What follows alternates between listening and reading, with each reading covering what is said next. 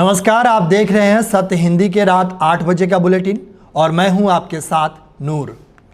BJP की JNG team पर CJP प्रवक्ता सौरभ दास ने कसा तंज, बोले शानदार टीम के लिए 3 बार तालियां। दूसरी तरफ लखनऊ में यूजीसी के नए नियमों और आरक्षण के विरोध में स्वर्ण समाज का जोरदार प्रदर्शन हुआ। इस बीच झारखंड में छात्र प्रदर्शन के बीच पुलिस ने बड़ी कार्रवाई करते हुए 900 से ज्यादा प्रदर्शनकारियों पर एफआईआर दर्ज की है। इन्हीं खबरों पर इस बुलेटिन में बात करेंगे, लेकिन पहले इस वक्त की सुर्खियों पर। बीजेपी के जेएनजी चेहरों की शानदार टीम पर सौरभ दास का तंज, टीम के लिए 3 बार तालियां। सीजेपी ने जंतर मंतर पर फिर से आंदोलन की दी चेतावनी, सरकार पर विश्वासघात का लगाया आरोप।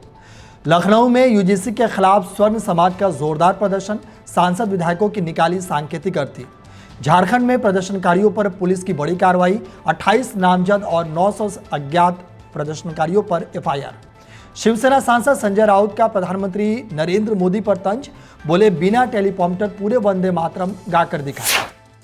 रविवार को कॉकरोच जनता पार्टी ने बीजेपी के नए जेएनजी आउटरीच प्रोग्राम और नेताओं के चयन पर तंज कसते हुए कहा कि बीजेपी को जेएनजी चेहरों की शानदार टीम के लिए 3 बार तालियां। पार्टी के मुख्य प्रवक्ता सौरभ दास ने एक्स पर बीजेपी के राष्ट्रीय अध्यक्ष नितिन नवीन की आलोचना की। उन्होंने नितिन नवीन द्वारा देश के युवाओं को वायरस और कॉकरोच कहने और उनकी तुलना टुकड़े टुकड़े गैंग से करने पर सवाल उठाए।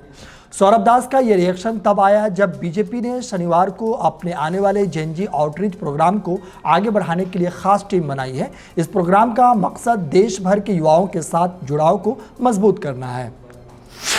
कॉकरोच जनता पार्टी ने सरकार पर विश्वासघात का आरोप लगाया है। सीजेपी ने कहा कि सरकार ने छात्रों से किए पूरे वादे पूरे नहीं किए, जंतर मंतर पर दोबारा आंदोलन अब किया जाएगा। सीजेपी का कहना है कि सरकार ने शांतिपूर्ण आंदोलन खत्म कराने के लिए कुछ वादे किए थे, लेकिन सड़कें खाली होने के बाद अब उन्हीं वादों से पीछे हटने की कोशिश की जा रही है। युवाओं से किए गए वादों को पूरी तरह नहीं निभाया। संगठन ने सरकार पर वादा खिलाफी का आरोप लगाते हुए कहा कि वो छात्रों की आवाज़ को दबने नहीं देगा। सीजेपी के मुताबिक छात्र प्रदर्शनकारियों के खिलाफ एफआईआर वापस लेने की मांग पर कई बार कोर्ट में सामने रखी गई। इसके बावजूद सरकार ने अभी तक एफआईआर रद्द करने से जुड़ी कोई सूची उपलब्ध नहीं कराई। उत्तर प्रदेश की राजधानी लखनऊ में यूजीसी के नए नियमों और आरक्षण व्यवस्था के विरोध में जोरदार प्रदर्शन हुआ। स्वर्ण मोर्चा संगठन से जुड़े लोगों ने प्रदर्शन के दौरान यूजीसी रोल बैक के नारे लगाए। प्रदर्शनकारियों ने हाथों में संवैधानिक अछूत लिखी तख्तियां लेकर अपनी नाराजगी जताई। प्रदर्शन में ब्राह्मण, क्षत्रिय और अन्य वर्गों से जुड़े लोगों के शामिल होने का दावा किया गया। यूजीसी के नए नियमों और मौजूदा आरक्षण व्यवस्था को लेकर सरकार के खिलाफ नारेबाजी की। इस दौरान प्रधानमंत्री नरेंद्र मोदी और मुख्यमंत्री योगी आदित्यनाथ के खिलाफ भी नारे लगाए गए। प्रदर्शनकारियों ने चेतावनी दी कि अगर उनकी मांगों पर ध्यान नहीं दिया गया तो 2029 के लोकसभा चुनाव में समाज अपनी ताकत दिखाएगा। झारखंड में हुए हाल के प्रदर्शन के दौरान मुख्यमंत्री हेमंत सोरेन का पुतला फूंका गया। इस सिलसिले में अब पुलिस ने प्रदर्शनकारियों पर एफआईआर दर्ज कर ली है। पुलिस के मुताबिक गिरिडीह और हजारीबाग जिले में पुलिस और छात्रों के बीच हुई झड़प को लेकर 28 नामजद और 900 अज्ञात लोगों के खिलाफ 3 एफआईआर दर्ज की गई है। इससे पहले रांची के कोतवाली पुलिस थाने में सरकारी काम में बाधा डालने और पुलिस के साथ झड़प के आरोप में 14 नामजद और 200 से ज्यादा अज्ञात लोगों के खिलाफ मामला दर्ज किया था। दरअसल झारखंड भर्ती परीक्षाओं में अनियमितताओं के विरोध में प्रदर्शन कर रहे हजारों छात्र गांधी मैदान में मुख्यमंत्री हेमंत सोरेन का पुतला जलाने के लिए जमा हुए थे। यही प्रदर्शनकारियों और पुलिस के बीच झड़प हुई। वंदे मातरम के गायन विवाद को लेकर शिवसेना नेता संजय राउत का बयान सामने आया है। राउत ने प्रधानमंत्री नरेंद्र मोदी और केंद्रीय गृह मंत्री अमित शाह पर तीखा हमला बोला है। राउत ने प्रधानमंत्री को सीधे चुनौती देते हुए कहा कि वे आगे आए और बिना टेलीप्रॉम्प्टर देखे पूरा राष्ट्रगीत गाकर दिखाए। सुनिए संजय राउत ने आगे क्या कुछ कहा। करने दो, मोदी जी को बोलो सामने आकर पूरा गाकर दिखाई।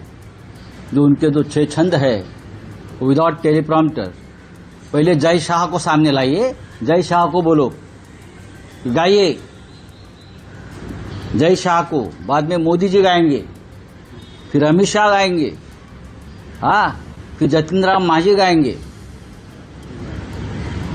और किसका नाम लेना है? कौन ये 6 छंद गा दिखाते हैं विदाउट टेलीप्रॉम्प्टर, उनके पीछे हम गाएंगे। सबसे पहले मोदी जी को बोलिए आइए गाइए। वहाँ हमारे यहाँ जो 9 अगस्त का जो क्रांति मैदान है, वहाँ क्रांति हो गई। हाँ, अगस्त क्रांति मैदान, वहाँ आइए, हम मंच बना कर देते आपको, टेलीप्रॉम्प्टर नहीं रखेंगे। हाँ, आइए और गा कर दिखाइए, देखता हूं मैं। बुलेटिन में खबरें और भी हैं। फिटनेस को लेकर किरण रिजिजू ने राहुल गांधी पर तंज कसा है। उत्तराखंड एसआईआर पर कांग्रेस का जोरदार हंगामा। यूपी राजस्थान के स्कूलों में वीडियोग्राफी बैन का मामला पहुंचा सुप्रीम कोर्ट। चीन जाएंगे एनएसए डोभाल, सीमा विवाद समेत कई मुद्दों पर होगी चर्चा। फिटनेस को लेकर केंद्रीय मंत्री किरण रिजिजू ने राहुल गांधी पर निशाना साधा है। किरण रिजिजू ने अपने सोशल मीडिया पोस्ट पर अपनी एक तस्वीर के साथ लिखा कि बहुत से लोग कह रहे हैं कि मैं भी राहुल गांधी जैसा कर रहा हूं। राहुल जी ऐसे एक्टिविस्ट के लिए ट्रेनिंग ले सकते हैं, लेकिन यह मेरी ज़िंदगी का नॉर्मल रूटीन है। मैं ट्रेनिंग नहीं लेता क्योंकि ये मेरे लिए बचपन से ही बच्चों का खेल है। मेरी ज़िंदगी एडवेंचर से भरी है, यहाँ मैं खिलाड़ी हूं। दरअसल कांग्रेस नेता राहुल गांधी और केंद्रीय संसदीय कार्य मंत्री किरण रिजिजू के बीच फिटनेस को लेकर हल्की फुल्की नोकझोंक अक्सर चलती रहती है और इसी कड़ी में बीजेपी नेता किरण रिजिजू ने सोशल मीडिया पर लिखा कि अरुणाचल प्रदेश की तेज बहाव वाली नदियों में तैरने के लिए राहुल गांधी को परीक्षण की जरूरत पड़ सकती है। कांग्रेस ने उत्तराखंड में एसआईआर को लेकर बड़ा आरोप लगाया है। कांग्रेस का दावा है कि एसआईआर के दौरान बड़ी संख्या में मुस्लिम वोटरों के नाम हटाने की मांग की गई है। पार्टी ने आरोप लगाया कि बीजेपी से जुड़े लोग इस प्रक्रिया का इस्तेमाल कर रहे हैं। कांग्रेस के मुताबिक मुस्लिम मतदाताओं के नाम चुन चुन कर हटाने की कोशिश हो रही है। कांग्रेस ने इसे लोकतंत्र और मताधिकार पर हमला बोलते हुए वोट चोरी करार दिया है। पार्टी ने न्यूज़ लॉन्ड्री की एक रिपोर्ट का भी हवाला दिया है। रिपोर्ट्स के मुताबिक उत्तराखंड की 5 विधानसभा सीटों पर 5 लोगों ने करीब 6,500 मतदाताओं के नाम हटाने पर आपत्ति दर्ज कराई। रिपोर्ट में इन लोगों के बीजेपी से जुड़े होने का दावा किया गया।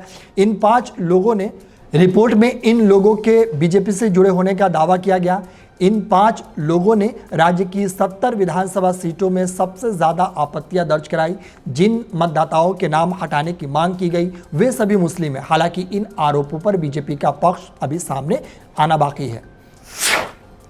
उत्तर प्रदेश और राजस्थान के स्कूलों में बाहरी लोगों की एंट्री और वीडियोग्राफी पर रोक लगाने का मामला अब सुप्रीम कोर्ट पहुंच चुका है।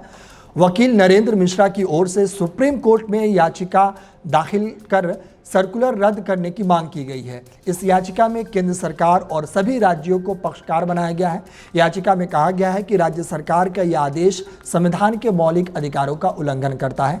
दरअसल 16 अगस्त को राजस्थान शिक्षा विभाग की ओर से सरकारी स्कूलों में बाहरी लोगों, जिसमें मीडिया कर्मी भी शामिल हैं, के प्रवेश को नियंत्रित करने के लिए नई गाइडलाइंस जारी की थी। इन निर्देशों के तहत छात्रों या स्कूल की गतिविधियों से जुड़ी photography, videography, interview, audio recording और लाइव स्ट्रीमिंग के लिए स्कूल के प्रिंसिपल या संस्थान के प्रमुख से पहले परमिशन लेनी होगी। दिल्ली में कांग्रेस पार्टी मुख्यालय के बाहर राहुल गांधी के नए पोस्टर लगाए गए हैं। इन पोस्टरों में कांग्रेस नेता राहुल गांधी को रियल लाइफ बैटमैन बताया गया है। पोस्टर में राहुल गांधी की तस्वीर के साथ मशहूर काल्पनिक सुपर हीरो बैटमैन की तस्वीर भी लगाई गई है। कांग्रेस मुख्यालय के बाहर खंभों और पेड़ों पर लगाए गए इन पोस्टरों ने लोगों का ध्यान अपनी ओर खींचा है। इसके साथ ही सियासी गलियारों में भी इसकी चर्चा शुरू हो गई। राष्ट्रीय सुरक्षा सलाहकार अजीत डोभाल सोमवार को चीन की राजधानी बीजिंग जाएंगे, जहां वो भारत चीन सीमा मुद्दे पर विशेष प्रतिनिधि वार्ता में हिस्सा लेंगे। इस बैठक में उनके चीनी समकक्ष और चीन विदेश मंत्री वांग यी के साथ सीमा विवाद समेत दोनों देशों के बीच संबंधों को लेकर अहम चर्चा होगी। दोनों देशों के बीच 3,488 किलोमीटर लंबी वास्तविक नियंत्रण रेखा यानी LAC पर तनाव घटाने और सीमा से जुड़े मुद्दों पर अस्थायी समाधान तलाशने के लिए बातचीत होगी। दोनों वरिष्ठ अधिकारियों की इस बैठक पर पूरे क्षेत्र की निगाहें टिकी हुई है। दरअसल साल 2003 में सीमा विवाद को व्यापक स्तर पर सुलझाने के लिए इस विशेष प्रतिनिधि व्यवस्था की शुरुआत की गई। इस बुलेटिन में बस इतना ही। बाकी ऐसे ही तमाम छोटी और बड़ी खबरों के लिए हमारे साथ जुड़े रहिए और देखते रहिए सत्य हिंदी।